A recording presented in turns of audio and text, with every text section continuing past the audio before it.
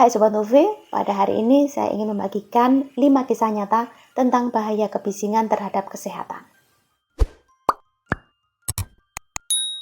Kebisingan sering dianggap sebagai bagian wajar dari kehidupan modern.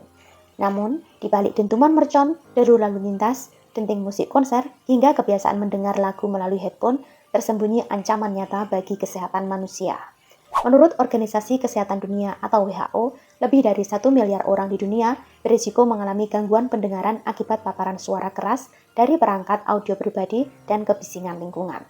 Nah, kebisingan yang melebihi ambang batas aman tidak hanya merusak telinga kita, tetapi juga berdampak pada sistem kardiovaskuler, saraf, hingga kesehatan mental kita. Dalam pembahasan kali ini, kita akan membahas 5 kisah nyata yang terjadi di berbagai belahan dunia. Masing-masing dari kisah ini memberikan gambaran nyata tentang bagaimana suara keras dapat mengubah hidup seseorang, bahkan merenggut nyawa hanya dalam sekejap. Cerita yang pertama terjadi pada bayi berusia 38 hari yang merenggang nyawa karena suara mercon. Pada malam takbiran Idul Fitri tahun 2024, di Kabupaten Gresik, Jawa Timur, dilanda musibah yang tidak terbayangkan. Bayi yang baru berusia 38 hari meninggal dunia setelah diduga mengalami henti jantung akibat kaget mendengar suara ledakan mercon. Peristiwa ini terjadi pada Minggu malam, yaitu 30 April tahun 2024, sekitar pukul 9 waktu Indonesia Barat, ketika masyarakat di sekitar merayakan malam kemenangan dengan menyalakan petasan dan kembang api. Menurut keterangan keluarga yang dikutip dari beberapa media lokal, sejak malam itu, bayi tersebut menunjukkan tanda-tanda tidak biasa. Ia menjadi lebih rewel, sulit tidur, dan kerap menangis lama setelah mendengar ledakan petasan. Bayi itu meninggal diduga kaget seusai dengar suara petasan. Sang bayi berinisial N dinyatakan meninggal pada Kamis 27 April. Diketahui pada Sabtu 22 April ada tetangga korban yang menyalakan petasan. Petasan berukuran besar itu dinyalakan oleh T. Jarak dengan kediaman korban hanya berselang 2 rumah. Ledakan petasan itu mengakibatkan N kejang. Korban kemudian dibawa ke klinik namun dirujuk ke rumah sakit. Keluarga korban mengatakan bahwa pembuluh darah N pecah. Hal itu disampaikan Nufus, perwakilan keluarga korban. Nufus mengatakan saat dibawa ke rumah sakit N digendong orang tuanya, sehingga tidak ada benturan yang dialami oleh sang bayi. Dokter spesialis THT dari RSIA Anugerah Semarang, Alberta Widya Kristanti membenarkan jika suara mercon dapat mengganggu pendengaran pada bayi. Karena organ telinga yang masih kecil dan sensitif terhadap suara apalagi sangat keras, Dr. Alberta mengungkapkan bahwa mercon dapat mengeluarkan suara ledakan sampai intensitas 150-170 dB. Suara ini sangat keras bagi bayi yang memiliki batas aman suara sekitar 50 dB. Bayi baru lahir memiliki sistem saraf yang belum stabil sepenuhnya, termasuk mekanisme pengaturan detak jantung yang mudah terganggu oleh stimulus yang ekstrim. Nah, kasus ini mendapat perhatian yang cukup luas karena mencerminkan rendahnya kesadaran masyarakat terhadap dampak kebisingan, khususnya di lingkungan dengan bayi dan anak kecil.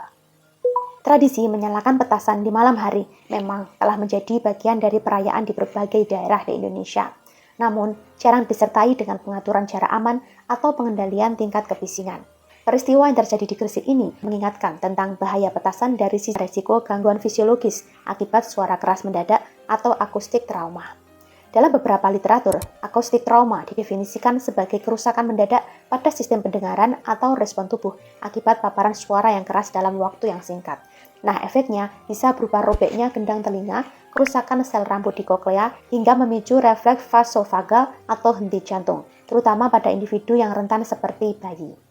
Banyak pihak kemudian menyerukan perlunya pengawasan lebih ketat terhadap penjualan dan penggunaan petasan. Kasus ini diharapkan menjadi pelajaran agar masyarakat lebih bijak dalam merayakan momen keagamaan tanpa membahayakan kelompok yang rentan. Nah, selanjutnya kita menginjak pada kasus yang kedua. Oke, selanjutnya kita menginjak pada kisah nyata yang kedua, yaitu musisi Royal Opera House kehilangan pendengaran permanen. Pada tahun 2012, dunia musik klasik di Inggris diguncang oleh sebuah kasus hukum yang kemudian menjadi titik balik bagi industri pertunjukan. Chris Goldskader, seorang pemain viola profesional, mengajukan gugatan terhadap Royal Opera House setelah ia mengalami cedera pendengaran permanen akibat paparan suara keras saat latihan orkestra. Goldskader ini merupakan bagian dari tim orkestra untuk opera Die Walküre karya Richard Wagner. Dalam sesi latihan, posisi duduknya berada tepat di bagian tiup logam atau brass section yang terdiri dari trombon, tuba, dan trompet. Menurut dokumen persidangan yang kemudian dirilis ke publik, sesi latihan tersebut menghasilkan tingkat kebisingan yang mencapai 130 desibel. Nah, angka ini setara dengan suara mesin jet yang lepas landas pada jarak yang dekat. Dalam waktu yang singkat, Goldskader ini mengalami gejala tinnitus, yaitu berupa denging konstan di telinga, rasa penuh atau fullness pada telinganya, dan sensitivitas berlebihan terhadap suara atau hiperakusis. Cedera ini membuatnya tidak dapat lagi bekerja di lingkungan dengan paparan suara keras, dan karir musiknya pun berakhir secara mendadak. Kasus ini berujung pada persidangan panjang di Inggris. Pada tahun 2018, Pengadilan Tinggi London memutuskan bahwa Royal Opera House bersalah karena gagal melindungi pendengaran karyawannya. Putusan tersebut menyatakan bahwa mereka mengakui cedera pendengaran akibat kebisingan di industri musik sebagai kecelakaan kerja. Dari sisi kesehatan, kasus ini memperlihatkan bahwa paparan suara di atas 85 desibel selama lebih dari 8 jam per hari dapat berisiko menyebabkan kerusakan pendengaran, sedangkan setiap kenaikan 3 desibel menggandakan tingkat tekanan suaranya. Pada 130 desibel, kerusakan bisa terjadi hanya dalam hitungan detik saja. Nah, bagi para pekerja seni dan industri hiburan, kisah Goldskader ini menjadi pengingat ya, bahwa musik yang indah tetap bisa bersifat destruktif atau merusak jika tidak diatur dengan baik.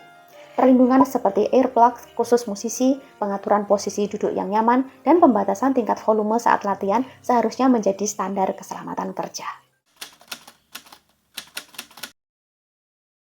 Kemudian kisah yang ketiga yaitu tuli permanen akibat tidur dengan headphone.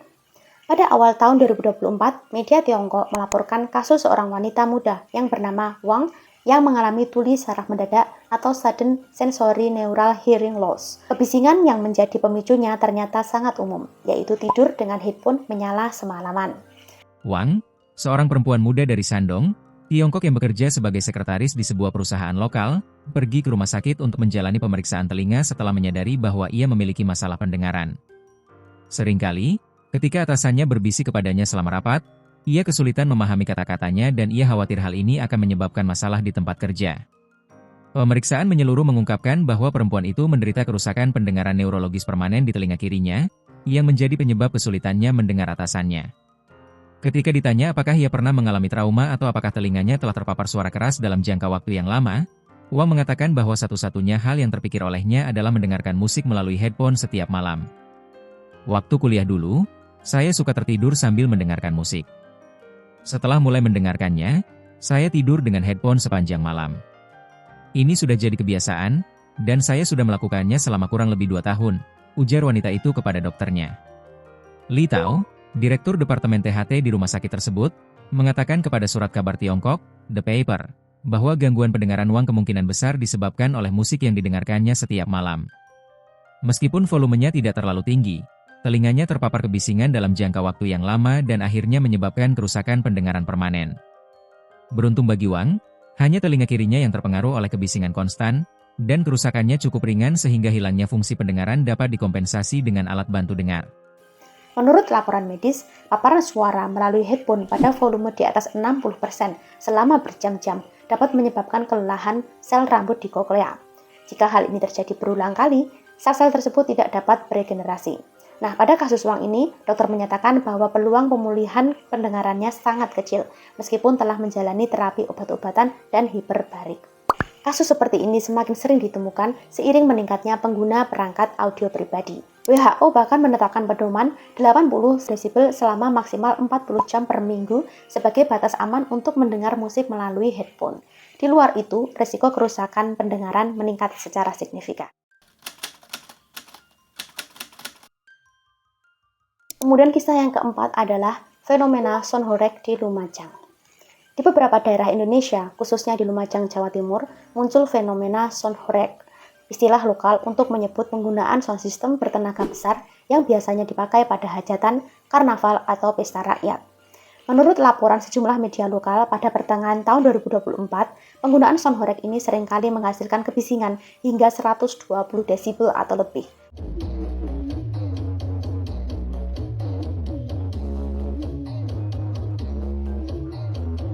Angka ini jauh melebihi ambang batas aman ya bagi pendengaran manusia.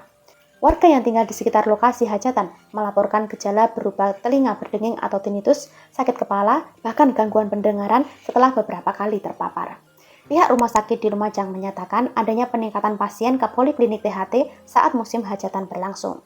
Beberapa pasien mengaku mengalami penurunan kemampuan mendengar sementara atau temporary threshold shift, dan pada kasus tertentu, keluhan tersebut menjadi permanen bila paparan terjadi berulang-ulang. Fenomena ini mencerminkan adanya kesenjangan regulasi dan kesadaran masyarakat. Meskipun Kementerian Lingkungan Hidup dan Kehutanan telah menetapkan batas kebisingan lingkungan yaitu 55 desibel untuk pemukiman, implementasinya masih rendah di lapangan. Nah, sound horeg yang sering dianggap hiburan meriah justru dapat berpotensi menjadi sumber gangguan kesehatan publik.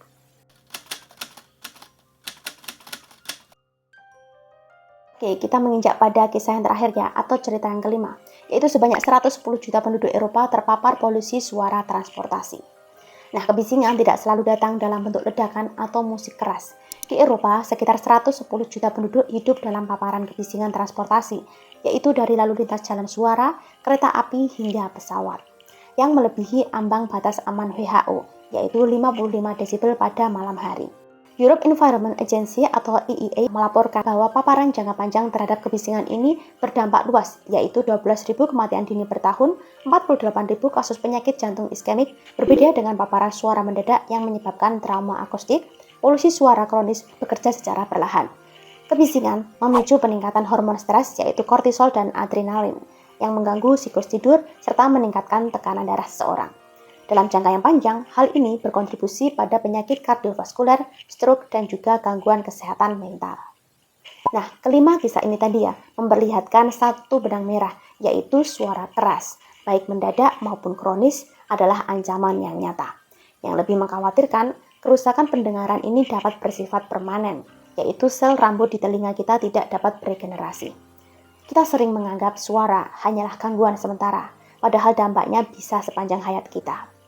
Bayi yang bahkan belum mengerti dunia, musisi yang kehilangan identitasnya, wanita yang kehilangan keheningan malamnya, warga yang terganggu pesta tetangga, hingga jutaan orang yang hidup di kota-kota bising, semuanya mengajarkan satu hal, yaitu keheningan adalah bagian dari kesehatan. Nah, jadi mulai sekarang, yuk mari kita berhenti meremehkan dari suara kebisingan ini. Matikan mercon yang membahayakan, kurangi volume musik, kemudian hindari tidur dengan headphone, dan dorong penggunaan pelindung telinga di industri musik maupun lingkungan kerja yang bising. Jika kamu merasa telinga kamu berdenging atau pendengaran kamu mulai menurun, jangan lupa segera periksakan diri sebelum terlambat ya. Keheningan adalah bagian dari kesehatan. Dari sekali hilang, sulit untuk kembali. Nah, jadikan kisah-kisah ini tadi menjadi suatu pelajaran ya, karena suara itu meski tidak terlihat, bisa lebih mematikan daripada yang kita bayangkan. Oke, demikian tadi ya Sobat Nuvi konten pada hari ini. Jangan lupa like, komen, dan juga share videonya. Semoga bermanfaat ya. Kita berjumpa di konten selanjutnya. Wassalamualaikum warahmatullahi wabarakatuh.